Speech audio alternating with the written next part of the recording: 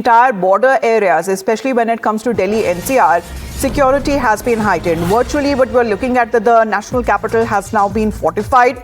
And not just that, when it comes to our highly sensitive zones, we are looking at tightened vigil. And other states and metro cities, we are looking at heightened activity on part of the police, where regular checks and random checks, rather, are now being carried out, where all of the vehicular movement is said to be under scanner. Where we are looking at, as far as the Ghazipur border now is concerned, Priyank, multiple of these vehicles are being checked as the strict vigilance has now been deployed.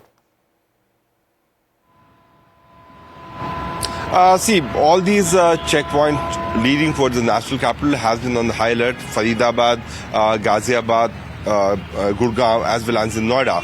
But the agencies have alerted all the state teams because we are talking about a larger network of the Jaish-e-Mohammed which wanted to carry out major multiple strikes here in Delhi NCR and all these satellite towns. If you look at the seizure which has been done by the Haryana ATS, there have been multiple IDs which has also been recovered along with around 2,900 kgs of ammonia.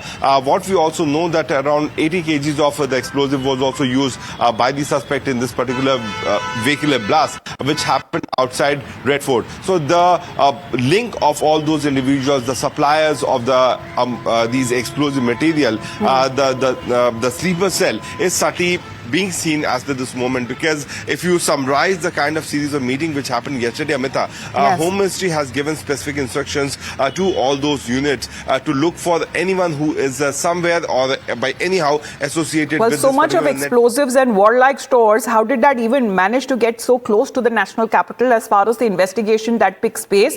Multiple state ATSs have been deployed, and as far as the entry and the exit points are concerned, they are now being closely watched so that the perpetrators do not get a chance to flee.